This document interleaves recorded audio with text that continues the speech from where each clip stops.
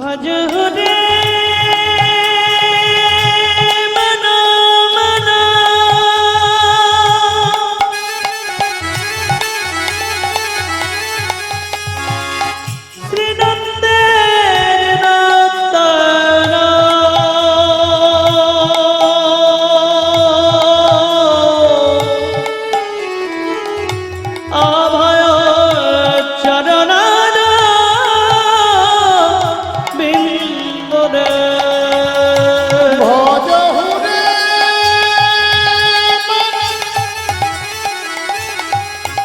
শ্রীনন্দের নন্দন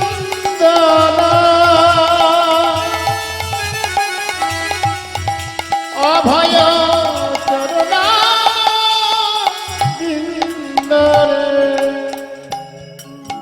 সিদ্ধ আতপ বাত বরিশনে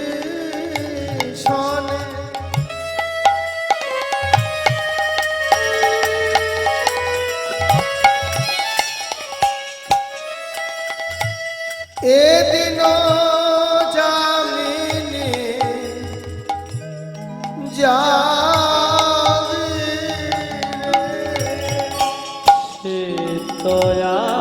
তপ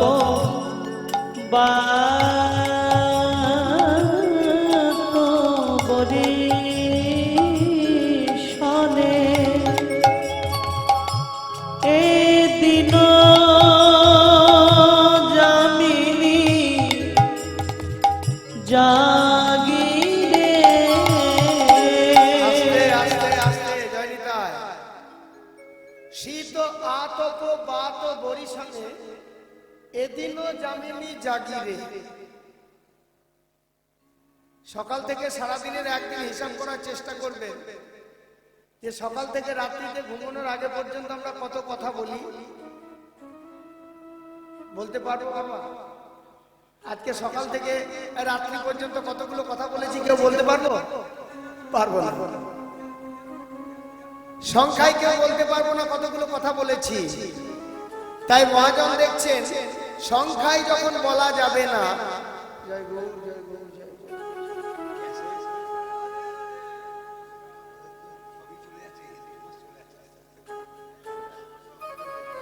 আচ্ছা আচ্ছা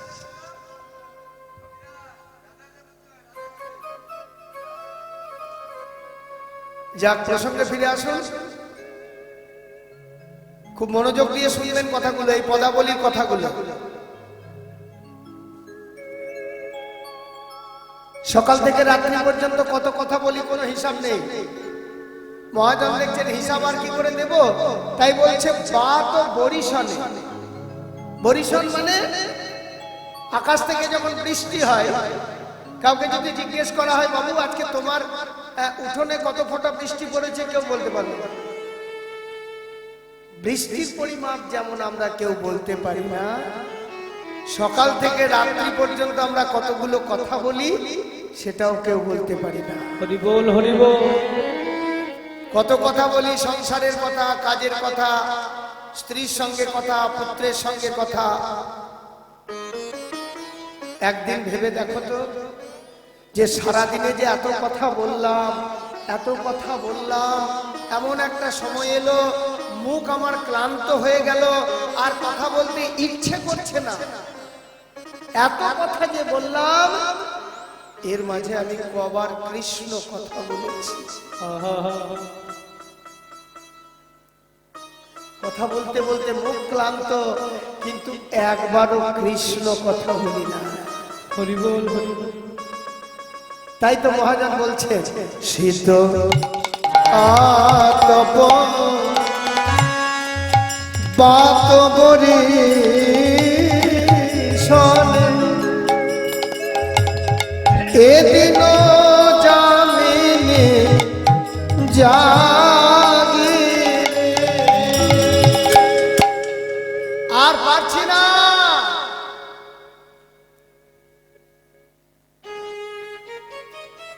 আর পারছি না তোমার সংসারের দিন রাত্রির ঘানি টানতে আর পারছি না, পারলাম না। কে বলে? ও মায়েরা মাঝে মাঝে বলো না, মায়েরা মাঝে মাঝে বলে সংসারের ঘানি টানতে আর পাচ্ছি না গো, তোমার সংসারে দিন রাত্রি রান্না বান্না করতে করতে আমার শরীরটাই শেষ হয়ে গেল, আর পাচ্ছি না। শুধু মায়েরা বলে না, আমরাও বলি, আমরাও মাঝে মাঝে বাড়িতে বলি যে আর পাচ্ছি না গো, সংসারের খরচার ঘানি টানতে আর পাচ্ছি না, দিনের দিন বেড়েই যাচ্ছে, আর পাচ্ছি না, ক্লান্ত হয়ে গেলাম।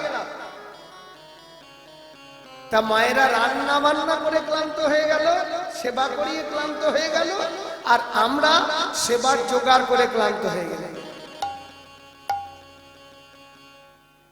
মহাজন বলছে, ওরে মূঢ় জীব, এত সেবার জোগাড় যে করলি। মায়েদের উদ্দেশ্যে বলছে, মায়েরা তোমরা যে এত সেবা করালে নিজের হাতে রান্না বান্না করে, একবার নিজের দিকে চেয়ে দেখো আর মনে মনে ভাবো যে এত যে সেবা করালাম, কদিন নিজের হাতে যত্ন করে রান্না করে গৌর হরির জন্য সেবা দিয়েছি। হরি বল হরি বল তাই নিজের হাতে যত্ন করে রান্না করে তার উপর তুলসী পত্র দিয়ে গৌর সেবা করো বলে কদিন বলেছি? বলি না। আত্মীয় স্বজন, শ্বশুর বাড়ির লোক, মামার বাড়ির লোক, বন্ধু বান্ধব, এসো এসো যত্ন করে নানান রকম করে তাদের সেবা করিয়েছি। মহাজন বলছে, সেবা করিয়েছ, ক্লান্ত হয়ে গেছো, কিন্তু কোনোদিন গৌর সেবা করনি। তাই মহাজন উত্তর দিচ্ছে, বলে এত সেবা করিয়েছ, বিফলে সেবিনু কৃপণ দুর্জন, বিপদে সেবিনু কৃপণ বিফলে সেবিনু কৃপণ দুর্জনে, চপল সুখ লভ লাগে ভজ হুরে মনা মনা বিনন্দের নন্দন আভয় চরণার পিন্দরে।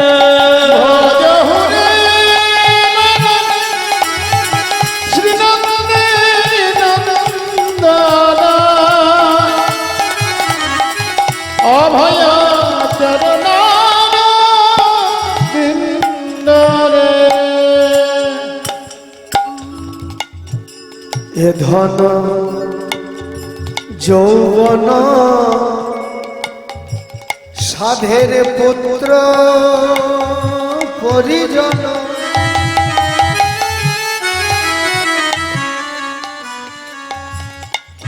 ইথে কি আছে পর তোরে, হে ধন যৌবন পুত্র পরিজন, ইথে কি আছে পর পিতরে। আস্তে আস্তে আস্তে জয় নিতাই। অনেকবার শুনি, অনেকবার শোনা হয় একই গান, কিন্তু গান শোনা হয়, গানের মধ্যে যে প্রাণ আছে সেটা আমরা অনুভব করতে পারি না। মহাজন বলছেন, এ ধন যৌবন পুত্র পরিজন, ইথে কি আছে পরতীত তৃপ্তি। তৃপ্তি পরতীত মানে তৃপ্তি বা সুখ বা শান্তি। একজন হাত তুলে বলতে পারবো না যে আমি ধন ঐশ্বর্য, আমার পুত্র পরিজন, এগুলো নিয়ে আমি বড় সুখে আছি। কেউ বলতে পারবো বাবা?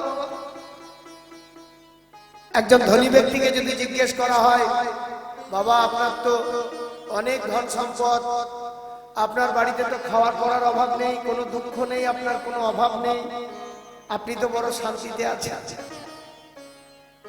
সেই ধনী ব্যক্তি একটা স্বস্তির নিঃশ্বাস ফেলে বলবে, কই আর শান্তি বাবা,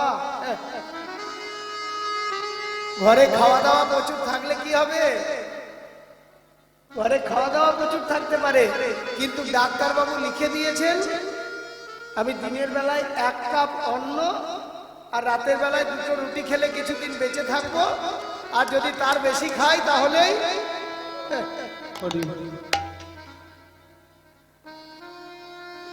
শ্মশান ঘাটে যেতে হবে।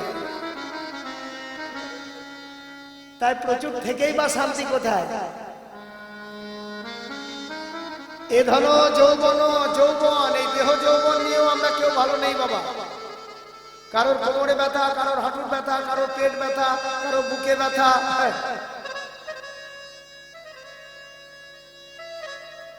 আগেকার দিনে ছিল বাবা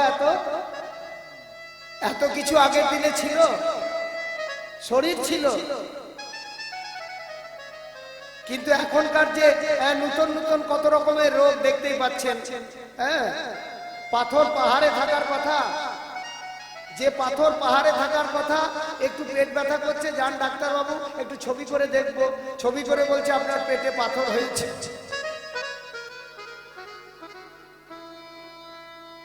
যে পাথর পাহাড়ে থাকার কথা সে আমার শরীরে থাকবে না কেন? আমি যে আমার হৃদয়টাকে পাথর করে ফেলেছি। ভগবানের জন্য কাঁদবো বলে এসেছিলাম, ভগবানের সেবা পুজো করব বলে এসেছিলাম, এই ধরায় জন্ম নিয়ে আমি আমার হৃদয়টাকে পাষাণ করে ফেলেছি। ছেলের জন্য কাঁদতে পারি, স্ত্রীর জন্য কাঁদতে পারি, আত্মীয় স্বজনের জন্য কাঁদতে পারি, কেউ কটু কথা বললে কাঁদতে পারি, কিন্তু কৃষ্ণ বলে কাঁদতে পারি না। তাই দেহ যৌবন নিয়ে আমাদের সুখ নেই, পুত্র পরিজন নিয়ে তো সুখ নেই। তাই মহাজন বলছেন এ ধন যৌবন পুত্র পরিজন,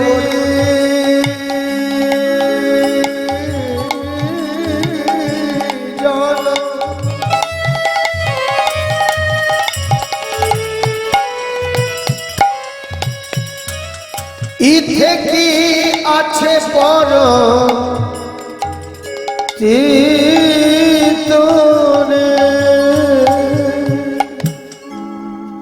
হে মহাজন,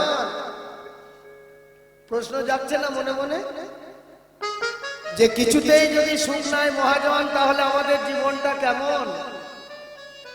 আপনি যা বলছেন ধন ঐশ্বর্য নিয়ে সুখ নাই, দেহ যৌবন নিয়ে সুখ নাই, পুত্র পরিজন নিয়ে সুখ নাই, তাহলে আমাদের জীবনটা কেমন? জানতে চাও আমাদের জীবনটা কেমন? মহাজন বলছেন যে যদি জানতে চাও আমাদের জীবনটা কেমন, তবে একবার পদ্মপুকুরের পারে চলো।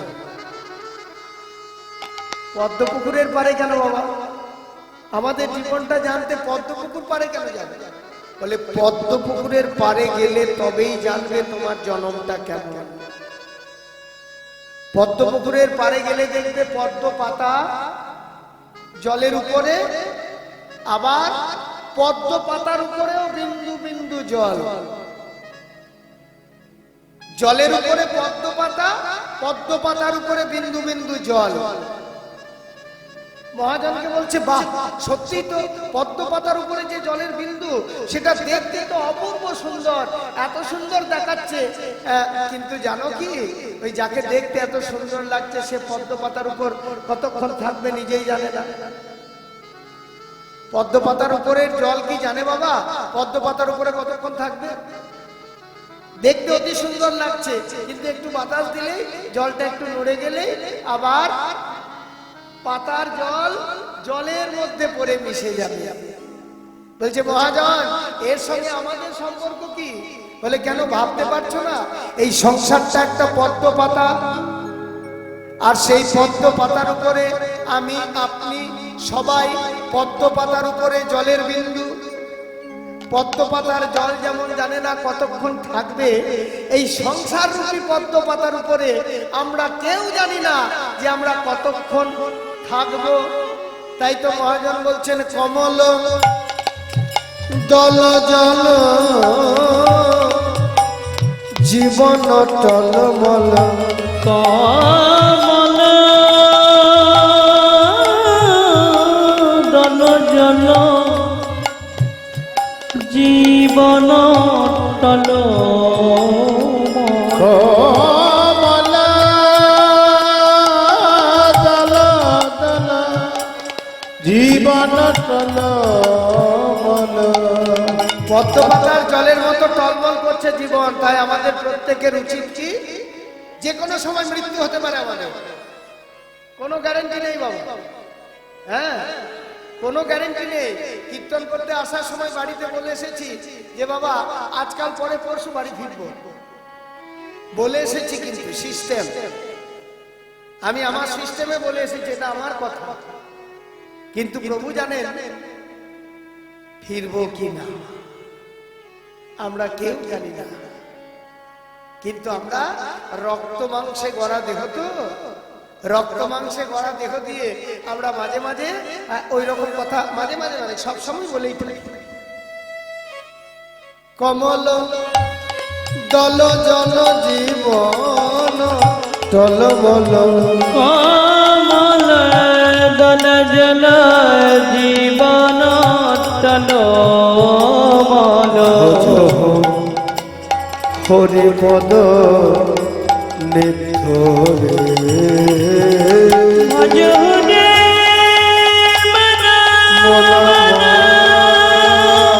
তৃণন্তে নন্দন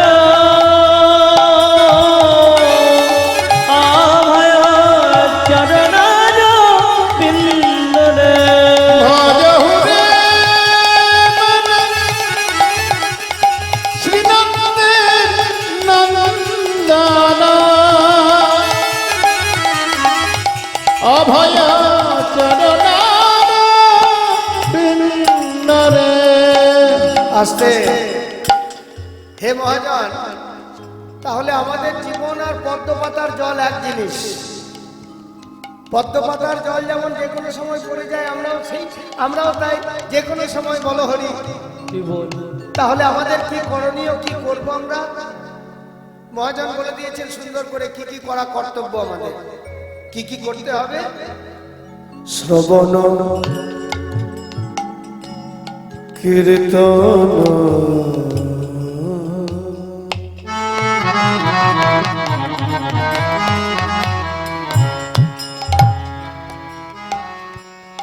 শ্রবণ কীর্তন স্মরণ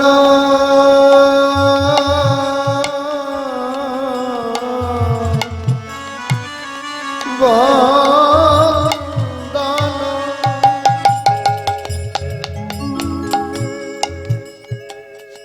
পাদ সেবন দাসরে। আস্তে শ্রবণ কীর্তন স্মরণ বন্দন পাদ সেবন, নববিধা ভক্তির খুব গুরুত্বপূর্ণ জায়গা। তা নববিধা ভক্তির প্রথমটাই হচ্ছে শ্রবণ। শুনতে হবে। দেখতেই তো পাচ্ছেন আমাদের অবস্থা। হ্যাঁ,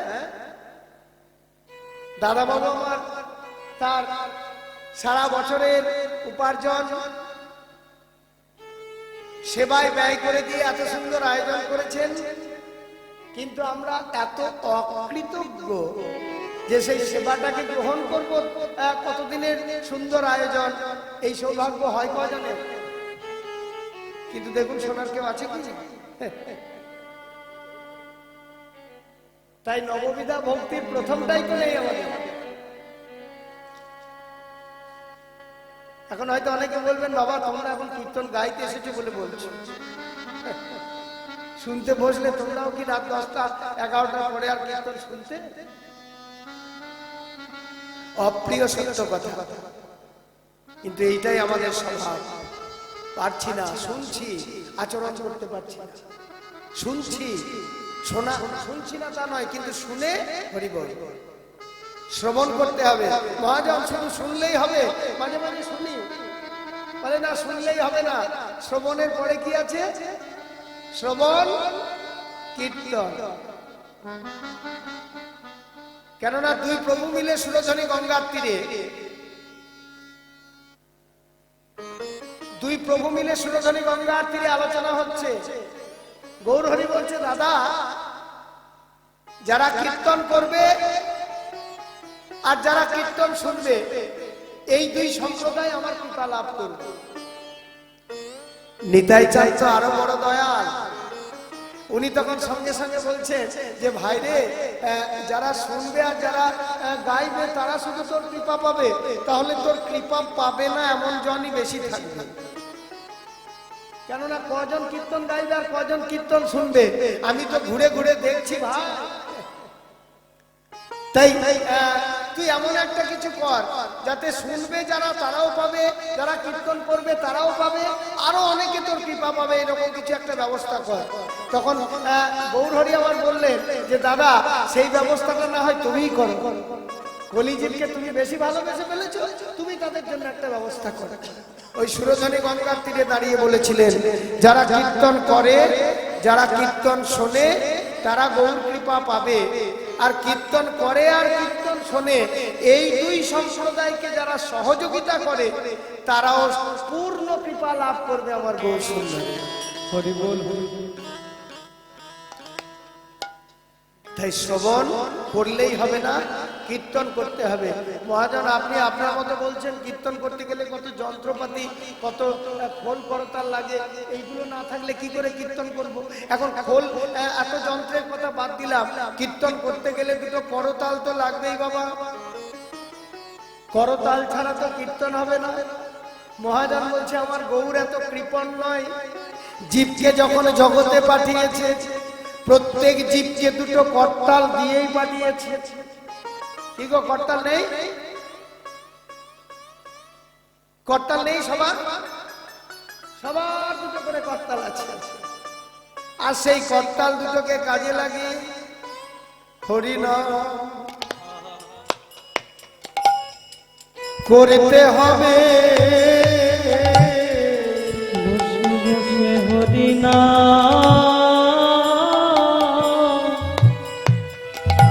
করতে হবে।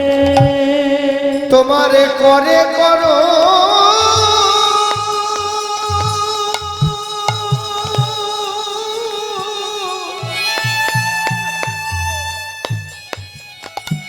করে করো তালি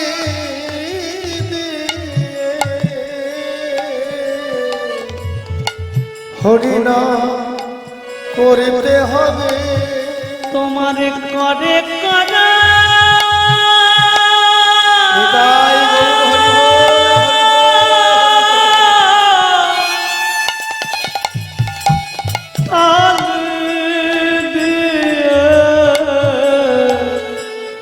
বসে বসে হরি নাম করতে হবে। তোমারে করে করে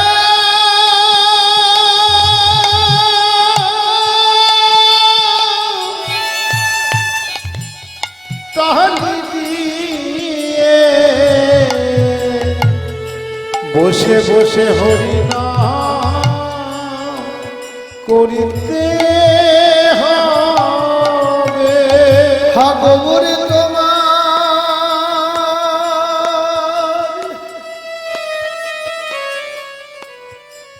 তোমার হলাম বলে বসে বসে হরি নাম করতে হবে। গৌর তোমার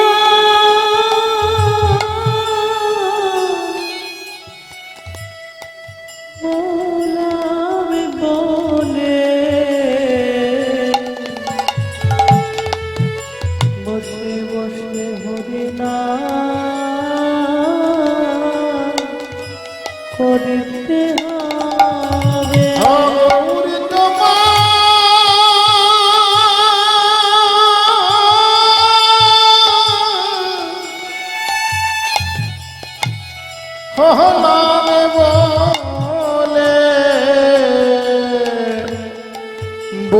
বসে হরি নাম করিতে হবে। শোভন কীর্তন শরণ বন্দন পাদ সেবন দাসরে পূজন সখীগণ আত্মনিবেদ পূজন সখীগণ আত্মনিবে পূজন সখী গণ আত্মনিবেদন গোবিন্দ দাসে অভিলাষে ভজনে মনা মনা নন্দের নন্দন আভয় চরণ বিন্দরে বন্ধনে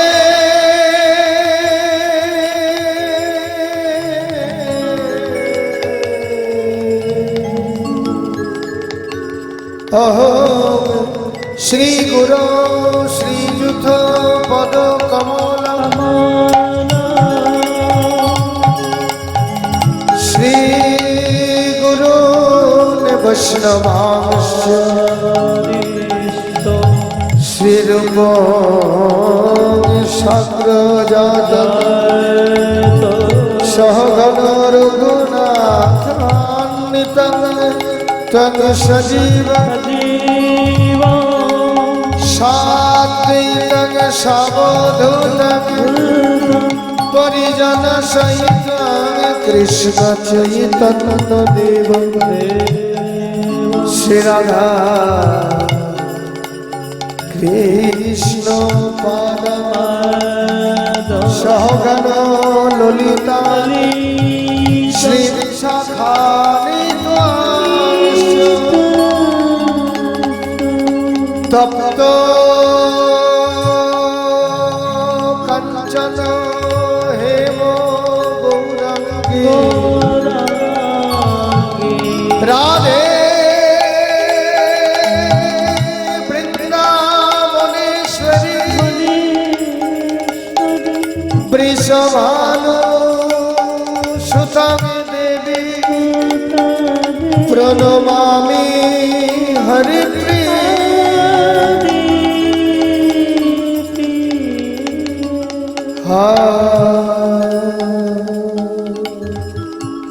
কৃষ্ণ করুণা সিন্ধু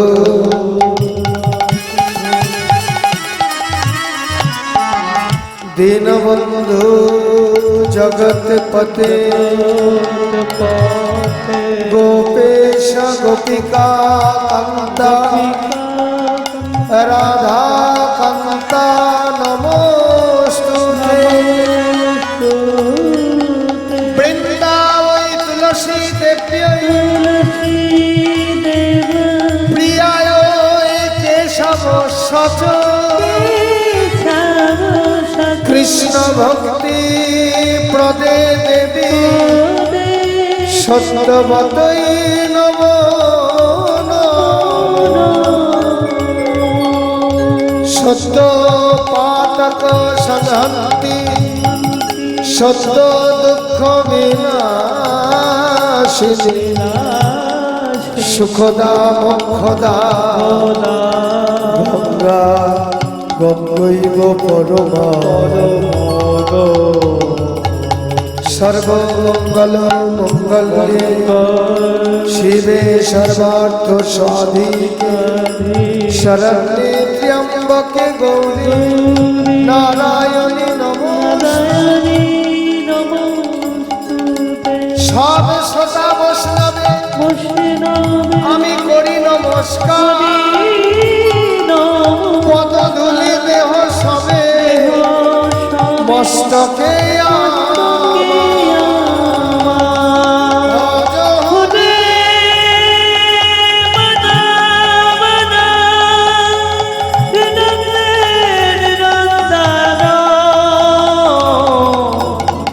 আ